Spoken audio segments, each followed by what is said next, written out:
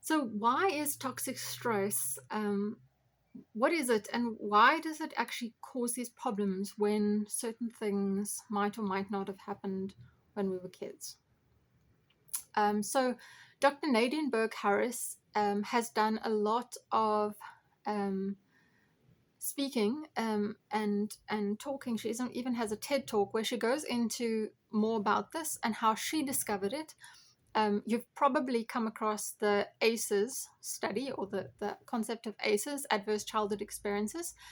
And so what we're talking about here are wider than just ACEs. In fact, Dr. Nadine Burke Harris, who was also California's first Surgeon General, she expanded on it. She's got a number of resources which you'll see listed in on this page. If you scroll down this page and go through all the resources, I will refer to some of those that talk more about all of this. But just to try and give us an overview of why this is the way it is and why it affects our bodies the way it does, I'm just going to read something that she wrote. Okay. So,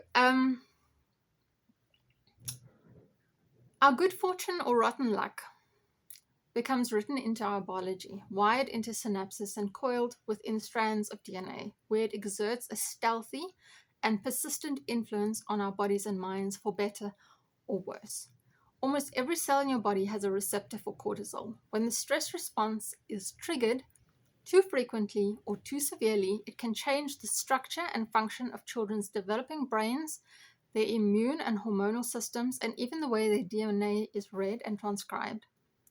Those changes are what we now refer to as a toxic stress response. And just as the science shows that it's the cumulative dose of early adversity that's most harmful, it also shows that it's the cumulative dose of healing, nurturing interactions that is most healing. Now, I definitely found this in my own healing journey. I had the privilege of meeting and looking for help with someone who I call a trauma mentor. She did not call herself a trauma mentor. She is not a trained psychologist either, but I had exactly this, a healing, nurturing interactions with her over a prolonged period of time. We ended up working together for, I think it was 4 years. And within the first year, I saw dramatic results in my healing, and I actually learned what it was that I was trying to do with my healing. So if I had only had that year, I really believe that that on its own would have set me up for continued healing. As it happens, I'm even still, a good decade later, in contact with her, but I haven't seen her or had any conversations with her in a very long time. Unfortunately, we live in completely different towns now, and I think that one of the big reasons why I feel so compelled to want to help people with this particular problem of complex post-traumatic stress disorder is because it affected me so dramatically in my life. And I don't believe that I actually would have made it.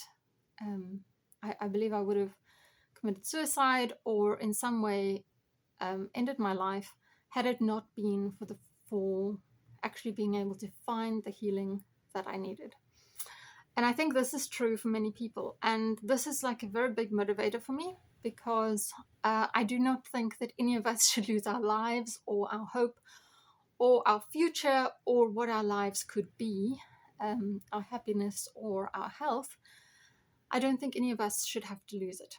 So, as I've said, and what I've read now from Dr. Nadine Burke Harris, there are things that we're not going to be able to reverse.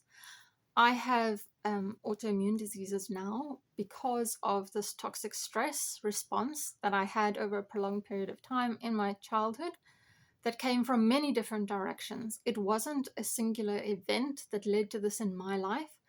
I did have what some people call as big T trauma. I was raped as a child, but the cumulative effect of this toxic stress was from many directions, and people who have severe health problems when they're children could end up having prolonged toxic stress.